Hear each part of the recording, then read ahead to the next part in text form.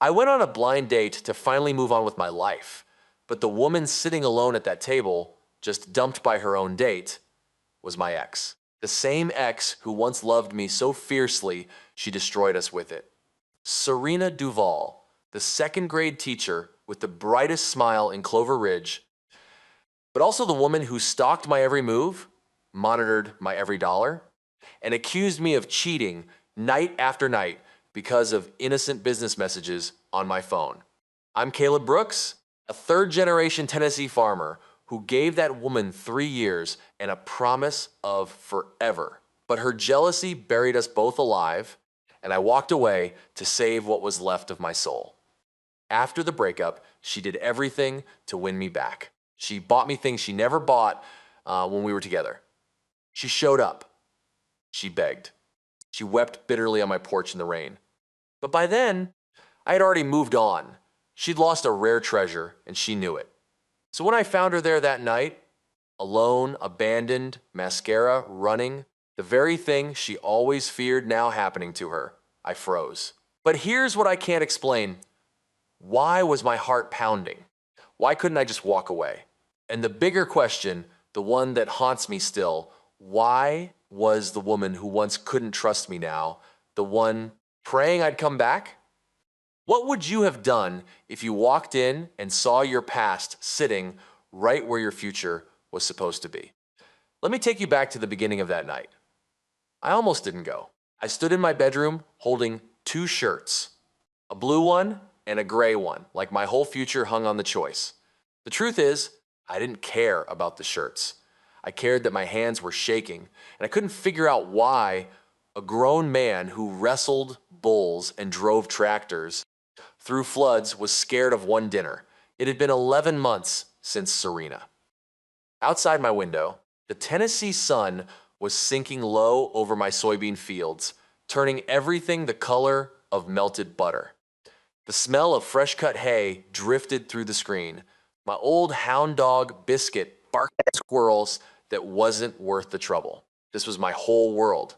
The farm my grandfather raised up with his own 2 hands, the dirt my father was buried beneath, the land that held me together when a woman I loved tore me clean apart. My phone buzzed. Donnie, you better be dressed, Brooks. I can see your truck still parked from my porch. Don't you dare chicken out on me. I almost laughed. Donnie Calloway had been my neighbor since we were both knee-high. He'd watched me turn into a ghost over the last year, a working ghost, sure. I never missed a harvest, never let a cow go hungry, but a ghost all the same. A man who ate supper alone at a table built for a family and called the silence peace. You've been married to that farm long enough. He'd told me that very morning, leaning on my fence with that crooked grin. Her name's Hannah. She's kind, she laughs easy, and she doesn't know one single thing about your past, which is exactly the medicine you need. A clean slate, a woman who wouldn't search my phone, who wouldn't drive past my farm at midnight with her headlights off, who wouldn't cry and accuse and claw at me until I felt like a criminal standing in my own kitchen. I put on the blue shirt. I drove the 40 minutes into the city with the windows down, telling myself I was ready, telling myself my heart was healed. Telling myself the empty seat beside me didn't still echo with the ghost of someone who used to ride there. Laughing, bare feet up on my dashboard, calling me my farmer in a voice that used to make my chest feel 2 sizes too small for everything inside. The restaurant was called Marlowe's. Soft golden lights, white tablecloths, the gentle clink of glasses, and the low hum of strangers talking about their ordinary lives. A piano played somewhere in the back, slow and sweet. The whole place smelled like garlic and candle wax, and money I didn't usually spend. I gave the hostess my name.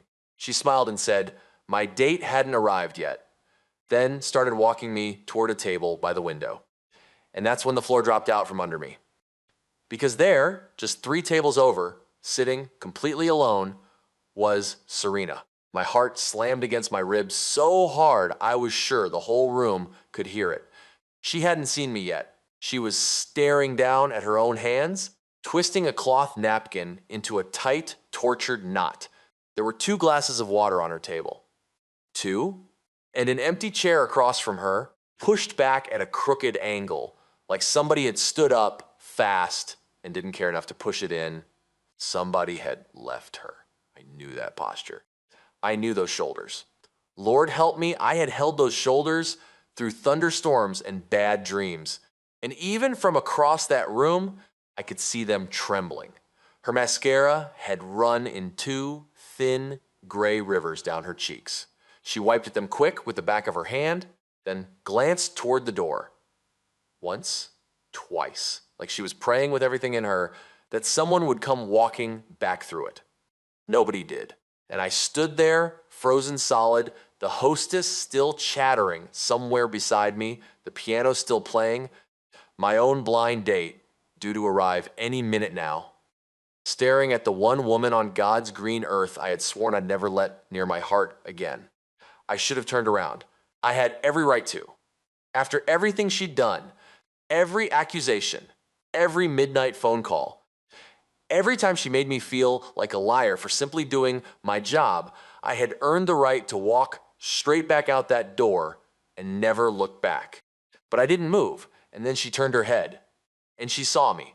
Time just stopped. Her lips parted. Her eyes, those big brown eyes I used to get lost in across the breakfast table, went wide with shock, then shame, then something so raw and broken I had to look away for a second just to breathe. She didn't say my name. She couldn't. Her mouth tried to form it, but no sound came out. Of all the restaurants in all of Tennessee, of all the nights, the same evening I'd finally found the courage to move on, God or fate or some cruel cosmic joke had sat my past down right where my future was supposed to be. The hostess pulled out my chair. "Here you are, sir. Can I start you with something to drink while you wait?" I didn't hear her. Not really. Because Serena was crying now, quietly, trying so hard to hide it, dabbing at her face with that ruined napkin, staring down at the table like she could disappear into the wood grain if she just wished hard enough. And I felt that old war start up inside my chest. The one I thought I'd finally won. Part of me, the wounded part, the part that remembered every sleepless night, that part screamed, "Sit down. Look at your menu. She is not your problem anymore. You bled enough for that woman."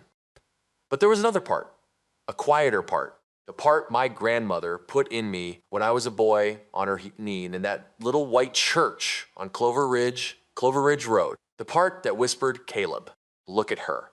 Really look." That is a human being in pain, and you know exactly what that kind of pain feels like. I stood at my table, one hand on the back of my chair, and I watched her shoulders shake. I remembered the rain. I remembered the last night I saw her 11 months ago. On my porch, the sky pouring down like heaven itself was weeping. She'd driven through a storm to beg me one final time.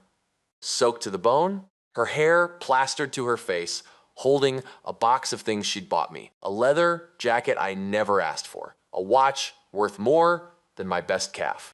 Things she never once gave me when we were together, back when all I ever wanted was for her to simply trust me.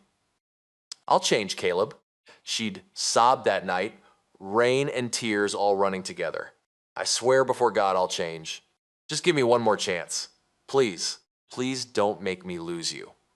And I'd stood in my doorway, my own heart breaking all over again, and I'd said the hardest words I ever spoke in my life. "You already lost me, Serena. You lost me 100 small times every single day until there was nothing left to lose."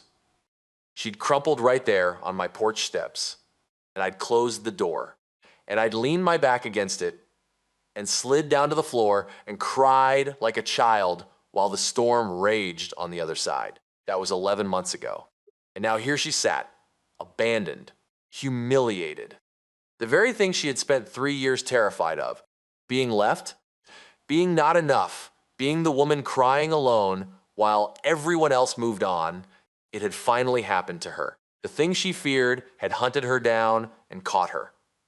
And God, I should have felt something like justice. Some bitter, satisfied voice saying, "Now you know how it feels." But I didn't feel that, not even a little. All I felt was my heart breaking for her all over again. I looked toward the door. My date, Hannah, could walk in any second.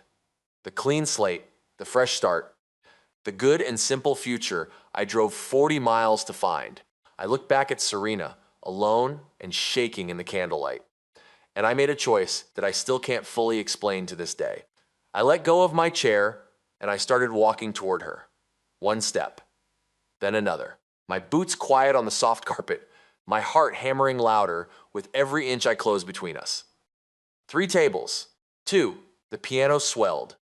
The whole world narrowed down to the small, trembling shape of a woman who had once been my entire life. She heard my footsteps. She looked up. And when she saw me coming toward her, not away, but toward, something in her face just shattered completely. Hope and shame and disbelief all crashing together at once. "Caleb," she finally whispered, her voice cracking right down the middle. "Caleb, please don't. Please don't look at me like this. Not like this. Not when I stopped at her table. I looked down at this woman, at the running mascara, the trembling hands, the 2 glasses of water, the empty chair where some stranger had stood up and left her like she was nothing. And I heard myself say the words I never, ever planned to say. "Serena, what happened?" She opened her mouth to answer, and what she said next stopped my heart cold. She didn't answer right away. She looked at me like she was trying to decide if I was real, like she'd imagined this moment so many times that her mind couldn't be trusted anymore. Her hands were still twisted around that napkin, white-knuckled, shaking, and her eyes kept darting to the empty chair across from her, like she was still half expecting the man who left it to come walking back. He wasn't coming back. I could tell that much just by looking at her. I pulled out the chair beside her, not the empty one across, not the dead man's seat, but the one right next to her. Close, like a friend would sit. I didn't ask permission. I just sat down slowly, folded my hands on the table, and waited. The piano kept playing. Somewhere behind us, a couple laughed at something private and delightful. Glasses clinked. A waiter glided past with a tray of food that smelled like rosemary and warm bread. The whole world was having a perfectly normal Friday night. And right here, in this small pocket of candlelight and broken silence, 2 people who had loved each other to pieces were sitting 3 inches apart for the first time in 11 months. She spoke first. "His name was Derek," she said quietly, staring at the tablecloth. Her voice was steady now, barely, but steady. The voice of a woman who had decided that if she was going to tell this story, she was going to tell it without falling apart. We met through a dating app. We talked for 6 weeks. 6 weeks, Caleb. He seemed so genuine. He sent good morning texts. He remembered small phone things I told him. He said he wanted something real. She laughed then, but it wasn't a laugh. It was the sound a laugh makes when it's been hollowed out and filled with grief. "He was 40 minutes late," she continued. "I sat here alone for 40 minutes. I kept thinking, maybe traffic, maybe an emergency. Maybe I should just give him a little more time. And when he finally walked in, he didn't even apologize. He just sat down, looked at his phone for 5 minutes, and then looked up at me and said," she stopped. Her jaw tightened. "What?" I said, soft, not pushing, just there. He said, "You look taller in your pictures." The silence that followed that sentence was enormous. I sat very still. Anger moved through me slow and hot, the way it does when you see something that's genuinely wrong. Not rage, but the deep, quiet outrage of a man who was raised to treat people right. "And then?" I asked. And then I excused myself to go to the ladies' room because I needed 30 seconds to compose myself. And when I came back, she gestured at the empty chair with a tiny, helpless motion of her hand. He was gone. He left cash for the water and a note on a napkin. She reached into her small purse and pulled out a folded cocktail napkin. She set it on the table between us, but didn't unfold it. She just stared at it like it was something she'd found at a crime scene. I looked at it, looked at her. Can I? She nodded. I unfolded it carefully. 3 sentences in rushed, careless handwriting. Sorry, not what I expected. Good luck. 3 sentences. 6 weeks of her life, 6 weeks of hope and morning texts and allowing herself to believe again, and he'd reduced it to 3 sentences on a cocktail napkin and walked out into the Tennessee night without looking back. I folded the napkin back up very slowly and very deliberately, and I put it in my shirt pocket. Not because she asked me to, because that piece of paper had no business sitting on any table where she was sitting. And she didn't need to keep looking at it. She watched me do it, said nothing. I'm sorry, I said. You didn't deserve that. And those 4 words, simple and plain and nothing fancy, cracked her wide open. Her face didn't crumble dramatically. It was quieter than that. Just her eyes filling up, just her chin making one small, involuntary tremble. The kind of crying that comes not from sudden pain, but from pain that has been held in so long, that the first drop of genuine kindness just blows the damn. Don't be nice to me, Caleb, she whispered. Please. I don't deserve nice from you. Of all the people in the world who could walk through that door tonight, you were the last person I deserved to see. Maybe, I said, but here we both are. She looked at me then, really looked, like she was searching my face for the anger she deserved and couldn't find it. Why are you here? She asked carefully. Blind date. She blinked. Then something moved across her face, something complicated and painful. Oh, she said softly, just that. Oh, like a small door closing somewhere inside her. She hasn't arrived yet, I added, and I didn't know why I told her that. Maybe because it was honest. Maybe because some part of me felt like she needed to know I hadn't forgotten my own life in the 60 seconds since I sat down. She nodded slowly, and I watched her do the thing she always did when she was trying not to show how something hurt her. She looked up at the ceiling for just a second, blinking fast, then looked back down with a small, composed smile that didn't reach anywhere near her eyes. That look. I had forgotten that look. Or maybe I hadn't. Maybe I just buried it. I looked at the table. Serena. Can I ask you something? She exhaled slowly. You can ask me anything. The man tonight, Derek, why'd you say yes to him? She was quiet for a long moment. Because I was tired, she said finally. I was tired of being alone. Tired of sitting in my apartment on Friday nights grading second graders' spelling tests while the whole world seemed to be out living. Tired of carrying everything by myself. She paused, and I thought, she continued, quieter now, that if I could meet someone and feel something again, then maybe I'd finally stop. She cut herself off. Stop what? I asked. She looked at me, and in her eyes I saw the answer before she spoke it. Stop missing you, she whispered. The piano played. I didn't say anything. There wasn't anything to say to a sentence like that. You don't respond to that kind of honesty with words. You just let it exist in the air between two people, and you breathe through it. She looked away first. I know, she said. I know. I lost the right to say that a long time ago. I lost the right to say anything to you the night I accused you of something I knew in my heart wasn't true. And I kept doing it anyway because I was scared.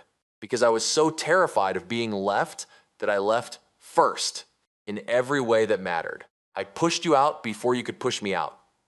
She pressed her lips together, and I pushed you out anyway. I just did it slower. That was the most honest thing she'd ever said to me in 3 years, and it broke my heart and put it back together in the same breath. I leaned back in my chair and looked at the ceiling for a moment. The chandelier above us cast tiny gold prisms across the white tablecloth. I thought about my grandfather. Man built this whole farm with his hands and never once raised his voice in anger, but he used to say, Caleb, fear is a liar. And the worst thing fear can do isn't hurt you. It's make you hurt the people you love most and call it love. I'd never fully understood that until right now. Your father? I said quietly. Not a question, just a name placed gently in the space between us. She looked at me sharply. Then her eyes softened and fell. Yes, she whispered. You never told me much about him when we were together, but I always knew. The way you flinched when my phone buzzed at dinner, the way you'd go completely silent after we argued, like you were waiting for me to walk out permanently. The way you monitored everything I did, not because you were cruel, but because somewhere deep down you were absolutely certain that every man you loved would eventually prove they were him. Tears were running freely down her face now. She didn't try to stop them. You were the first man I ever loved who wasn't him, she said, her voice barely above a breath. You were so different, Caleb, so steady and honest and good. You never lied to me once. Not once. And I took that goodness and I squeezed it until you couldn't breathe. Because I thought if I watched you close enough, if I knew where you were every single minute, then I could stop the thing I was most afraid of before it started. She wiped her face with the back of her hand. But you can't stop a storm by staring at the sky, she said. You just miss the sunshine while you're busy looking for the lightning. I stared at her. In 3 years together, she had never once said anything like that to me. We'd argued, Lord, we'd argued. I'd explained and defended and pleaded and reasoned. She'd cried and accused and apologized and started again the next week like the last conversation never happened. We'd gone in circles so many times I felt dizzy just remembering it. But she'd never once said this. She'd never once traced the wound all the way back to where it started. What changed? I asked, and I wasn't accusing. I was genuinely asking. Between then and now, what changed? She was quiet for so long that I thought she wasn't going to answer. Then she opened her purse again and pulled out something small, a book. Worn, soft at the corners, the spine cracked from use. She set it on the table between us, a Bible. I looked at it, then at her. The Sunday after you closed the door, she said. I drove home in that storm, and I sat on my bathroom floor for 4 hours. I didn't eat. I didn't call anyone. I just sat there and I cried until I was completely empty. And then, when there was nothing left, no more tears, no more arguments, no more plans to fix it, I did the only thing I had never actually tried before. You prayed, I said. I prayed, she confirmed. I didn't pray a beautiful prayer. I wasn't on my knees with my hands folded. I was curled up against my bathtub in a wet dress, and I cried out. That's all. I said, God, I don't know how I got here. I don't know how I became this person. But I am broken, and I cannot fix myself, and I need you to show me what is wrong with me because I cannot see it anymore.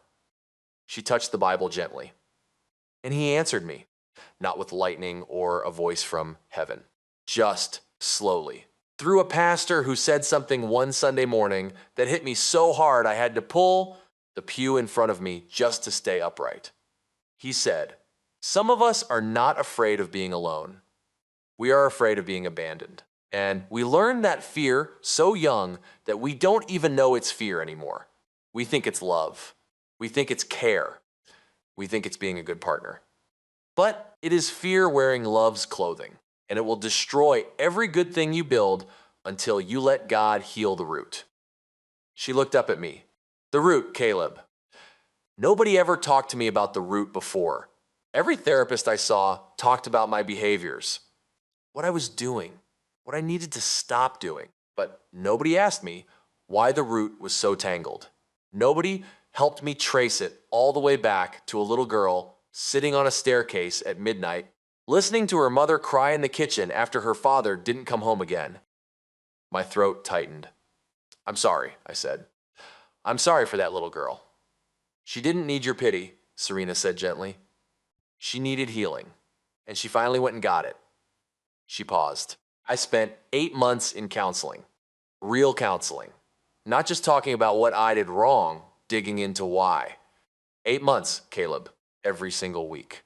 I did the work. The ugly, uncomfortable, tear your soul open and look at it work. I learned what fear looks like when it's dressed up in love's clothes. I learned what healthy love actually feels like, what it asks for, and what it doesn't take. I learned that trusting someone is not naivety. It is the highest form of courage. She looked at me steadily. I am not the same woman who stood on your porch in the rain, she said.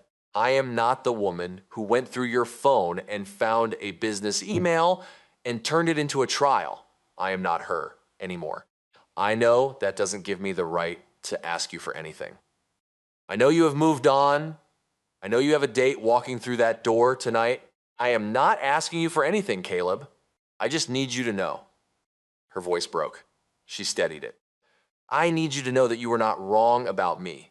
You were right. You were right to leave. You were right that I was destroying you. And I need you to know that I am devastatingly sorry. Not sorry like I was sorry back then. Sorry so you would take me back. Sorry so the argument would stop. Sorry the way you are sorry when you finally understand the full weight of what your hands broke. That kind of sorry. The kind that doesn't ask for anything in return. The room was still spinning around us. The piano, the clink of glasses, couples living their ordinary, beautiful lives in every direction. And me sitting here, feeling something moving in my chest that I did not have a name for.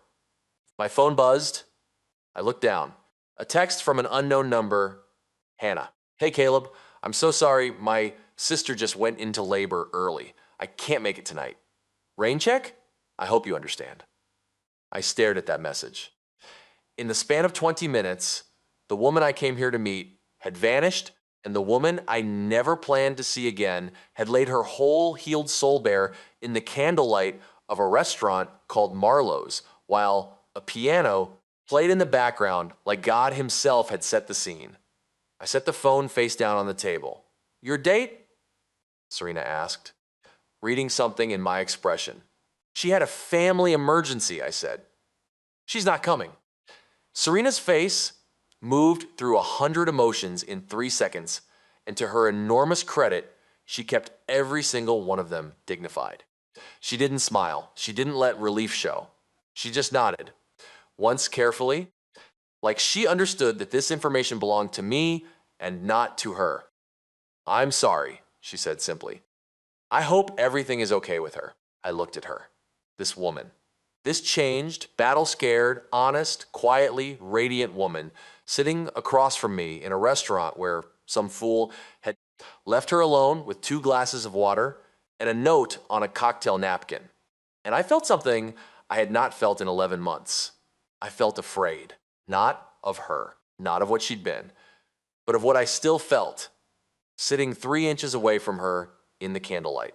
Because the truth I'd spent 11 months building a very sturdy fence around was that I had never once stopped loving Serena Duvall. I'd stopped tolerating the fear.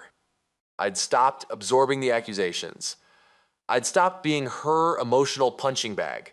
I'd protected myself the way a man has every right to protect himself.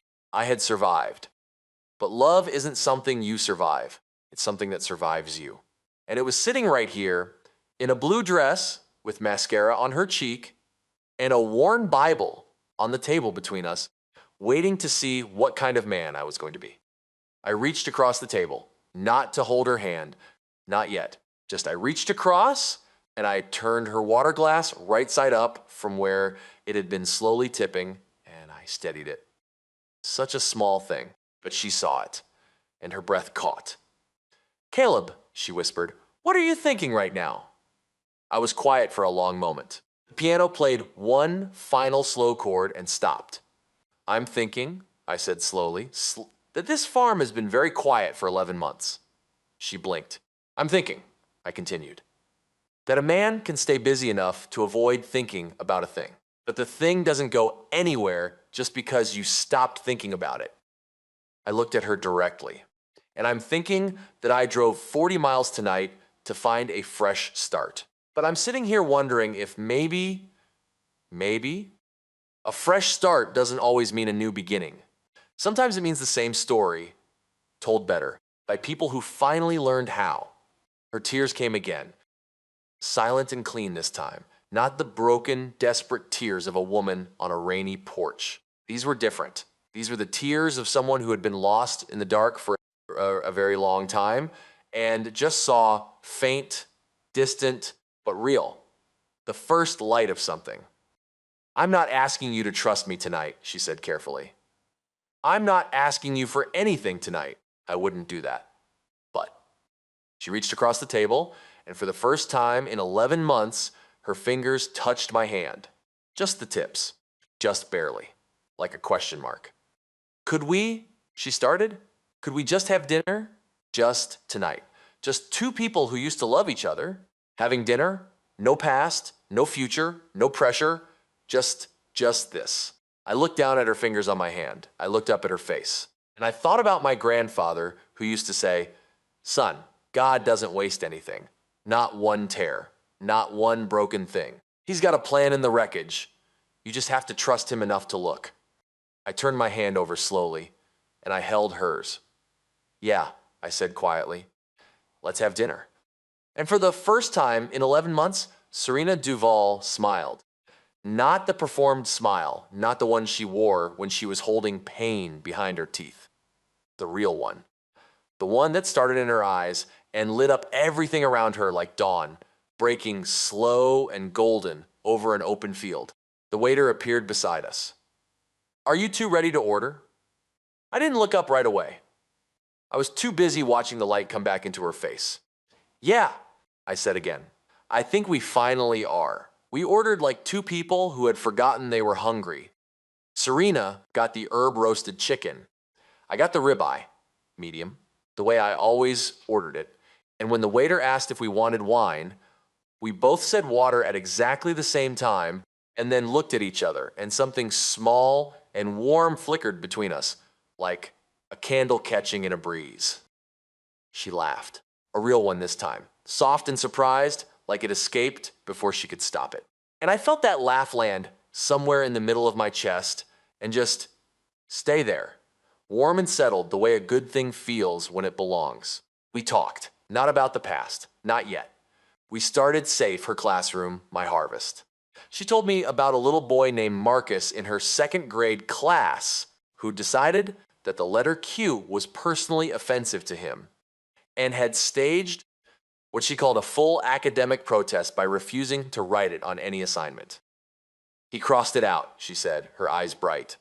Every single Q. Just gone, with great conviction. I laughed out loud at that, a real laugh, the kind that comes from your belly and surprises you. What did you do? I asked.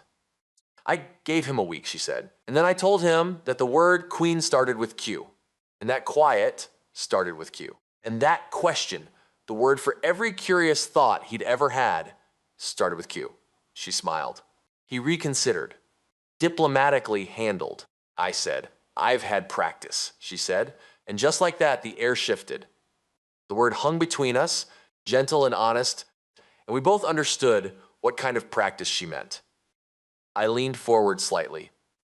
Tell me about the counseling, I said, not because I need to hear it, but because I think you want to say it out loud to someone who knew you before.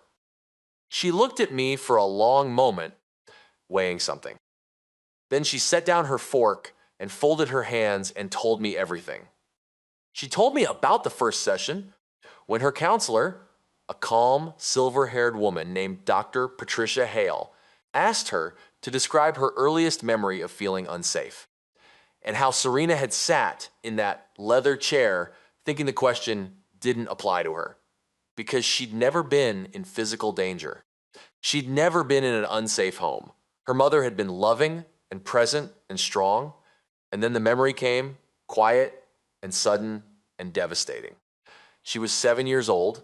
It was a Thursday night. She remembered it was Thursday because her favorite cartoon came on Thursday evenings, and she'd gone downstairs to ask her mother to make popcorn and found her mother standing at the kitchen sink, not washing dishes, just standing, staring out the dark window with the water running.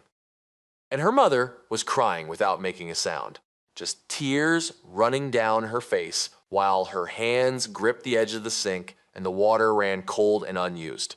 7-year-old Serena had stood in the doorway in her pajamas and understood, without being told, without having the words for it, that her father wasn't coming home that night, and that her mother had known he wouldn't, and that this was not the first time. I didn't go in, Serena told me, her voice very quiet now. I just stood there, and then I went back upstairs and got in my bed, and I made myself a promise. I was 7 years old, and I made myself a promise that I would never be my mother, that no man would ever make me stand at a sink crying while the water ran cold, that I would always know where the man I loved was, what he was doing, who he was with. She looked at me. I kept that promise for 24 years, Caleb, and it cost me everything. The restaurant sounds faded around me. I wasn't in Marlowe's anymore. I was in the story of a little girl in pajamas standing in a doorway, making a vow she was too young to understand would one day become a cage. Dr. Hale told me something in our third session, Serena continued. She said, Serena, the vow you made at 7 years old was an act of love for your mother. But you have been keeping that vow at the expense of every man who tried to love you as an adult. You turned protection into surveillance. You turned care into control. And every time a good man stayed faithful and steady, it didn't heal your fear. It made it worse because you couldn't believe it. Because your nervous system was wired to wait for the betrayal. She picked up her water glass, set it down without drinking. She was right. I couldn't believe you, Caleb. Not because you ever gave me a reason, but because my body, my mind, my whole history was permanently braced for the blow. So I went looking for evidence of something that didn't exist because waiting for it was unbearable. I thought if I could find the betrayal before it happened, I could survive it. Instead, I manufactured a wound that destroyed the only man who was actually, genuinely trying to stay. I sat with that for a moment. Outside the window beside our table, the Nashville street was alive with Friday night. People walking in pairs, a couple sharing an umbrella against a light mist that had started to fall, a man in a doorway laughing into his phone. Life everywhere in all its ordinary and extraordinary forms. I need to tell you something, I said. She looked at me steadily. Okay, the night I closed that door on you, the rainy night, I didn't sleep. Her expression didn't change, but her eyes deepened. I lay on the floor of my bedroom until 3 in the morning, I said, and I kept asking God, I kept saying, was that right? Did I do right? Because it doesn't feel right. It feels like I just amputated something that was still alive. And I didn't get an answer that night. I just got silence. And I took the silence as confirmation and got up the next morning and started farming. I looked at the table, but here's what I didn't tell anybody, not even Donnie. There were mornings, especially in the spring, when everything is coming back to life and the fields are green and the air smells like the world just woke up. There were mornings I walked out onto that porch with my coffee and I thought about you so specifically, so completely, that it was almost like you were there. The way you used to wrap your hands around your mug. The way you called the cows the ladies. The way you'd sit on the fence rail and watch me work and never say anything. Just be there. She pressed her hand to her mouth. I missed you every single day, I said plainly. I want you to know that. Not because it changes anything on its own, but because I think you've spent 11 months believing you were easy to leave. And I need you to know you weren't. You were the hardest thing I ever walked away from. And I only did it because staying was killing both of us. A single tear traced down her cheek. Caleb, she whispered through her fingers. I'm not finished, I said gently. She nodded, waited. I also need to tell you that I prayed for you regularly, not prayers to bring you back. Just, God, let her be okay. God, let somebody be kind to her today. God, let her figure out whatever it is that's been hurting her since before I ever met her, because she is good underneath all of that fear. She is genuinely, truly good, and she deserves to be free of it. Serena was fully crying now, but she wasn't hiding it this time. She sat up straight, tears on her face, and she let them fall. And there was something so dignified about it, something so completely different from the desperate, clinging, pleading woman on my rain-eye porch. This woman was not crying because she was scared. She was crying because she was finally, genuinely, all the way through, being seen. And it wasn't destroying her, it was restoring her. Those prayers were answered, she said softly. Every one of them. I know, I said. I can see it. We sat in the warmth of that truth for a long, full moment. The food had gone slightly cool. Neither of us had noticed until the waiter came and gently offered to warm our plates. We both said no, thank you. Some things matter more than hot food. Some conversations can't be interrupted by practicality without losing something irreplaceable. Can I tell you what I bought you? She asked suddenly. After the breakup, when I was trying to get you back. I've never told anyone the full list, and I don't know why I want to tell you now, but I do. Tell me, I said. She exhaled. The leather jacket, you know about that one. A watch. A tool set, the really good kind, because you'd mentioned once that yours were wearing out. I had a local artist paint a picture of your farm, the East Field at sunset, the way it looks in October. I had it framed. I drove to your gate twice with it and turned around both times. She paused. I bought seeds, heirloom tomato seeds, the variety your mother used to grow.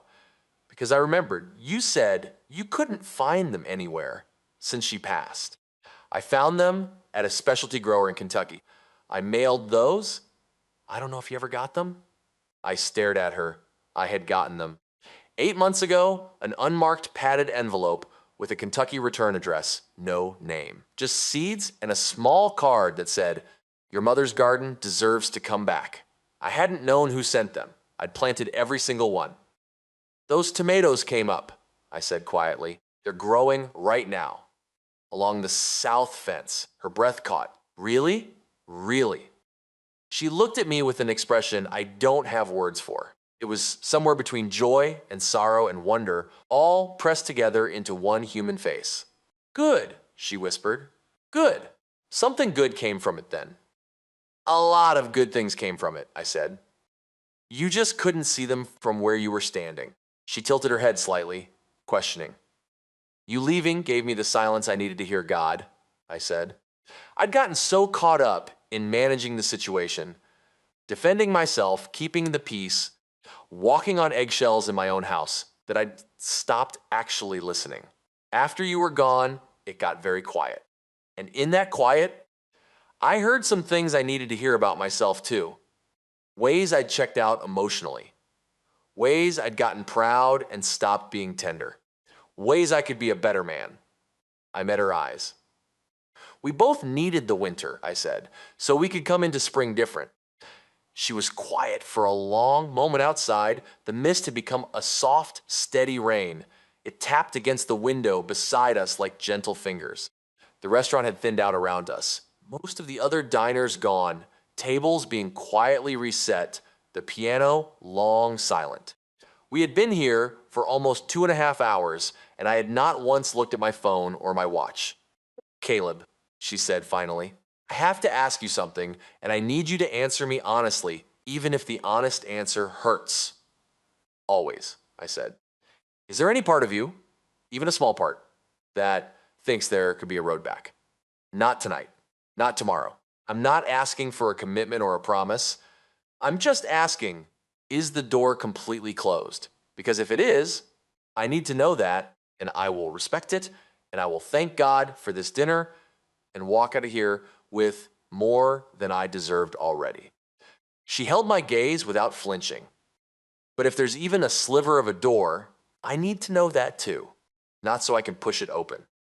Just so I know which way to pray. The rain tapped the window.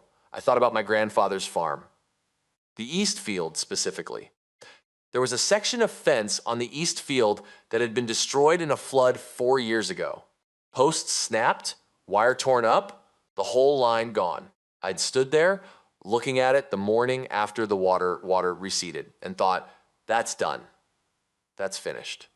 There's no saving that. But I'd rebuilt it anyway. Post by post, wire by wire, over 3 weeks in the cold.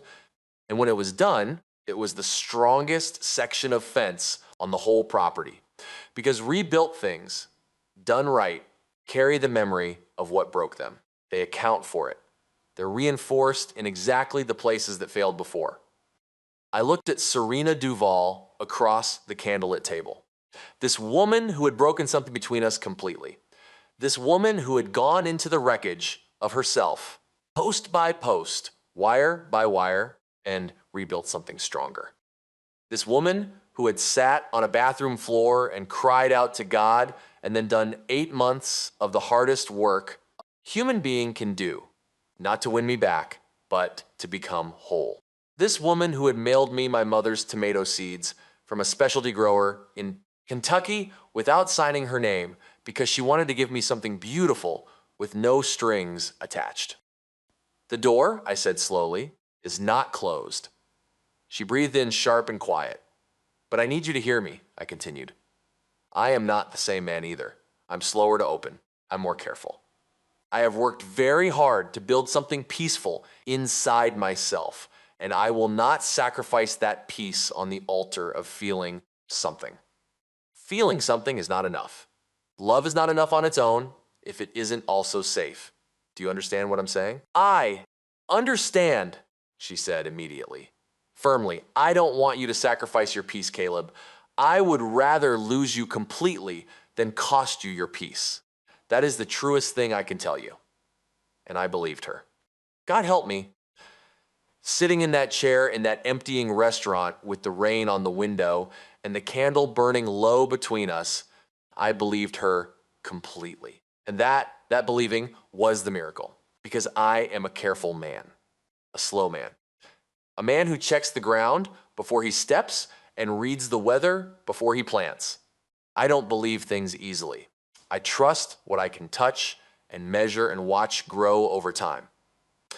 But something in her voice, something in the way she held my gaze without desperation, without grasping, something in the simple, clean, undecorated honesty of everything she had said tonight told me that this was not performance.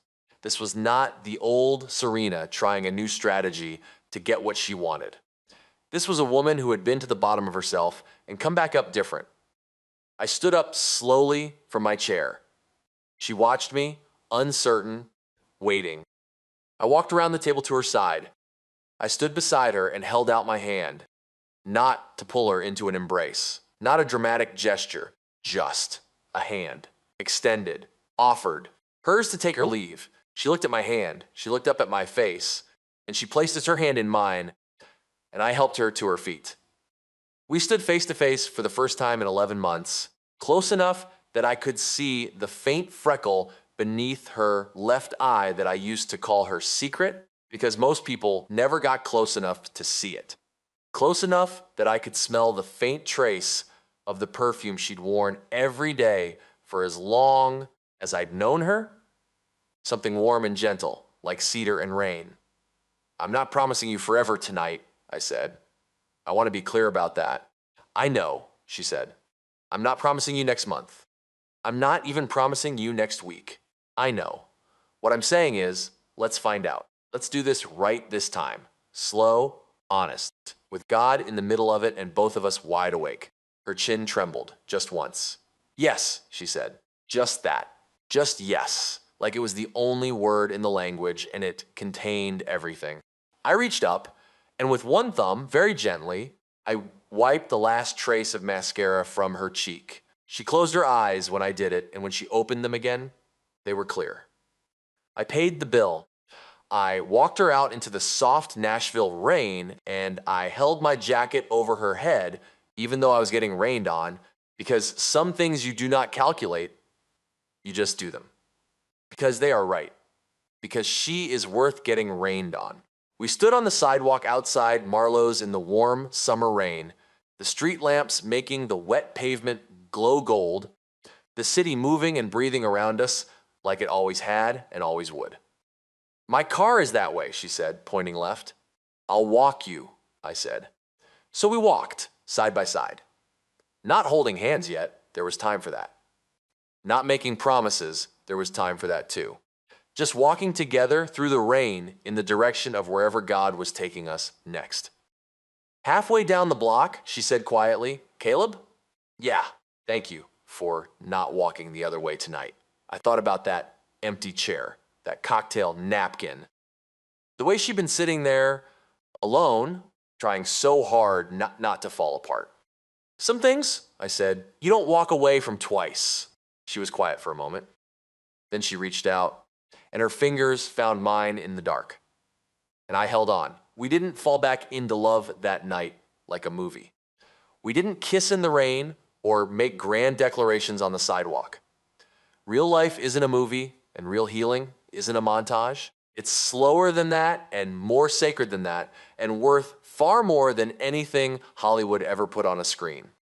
What we did was start. We had coffee the following Saturday morning, then a walk through the farmer's market the week after, then Sunday church, her church, the one with the pastor who talked about fear wearing love's clothing. I sat beside her in the pew and listened to the sermon and felt something in my chest settle into place like a bone going back into a joint.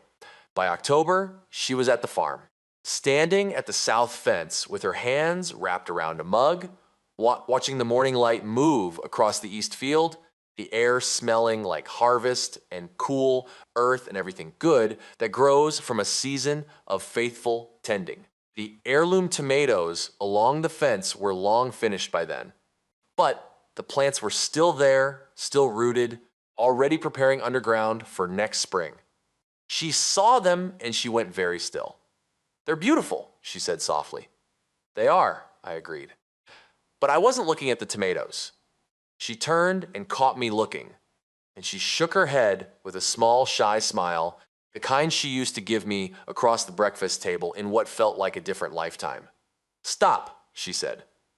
No, I said, and she laughed, that full, real, unguarded laugh, and Biscuit barked once from the porch, and the morning opened up around us, wide and golden and full of the particular grace that only comes to people who have been through the fire and chosen, on the other side, to be better, to be son. 3 months later, on a Thursday evening in January, I don't know why Thursdays feel significant in this story, but they do, and I think God knew what he was doing. I was fixing the fence on the east field when Serena's car came up the long gravel drive. She'd been at school. She still had chalk dust on her cardigan.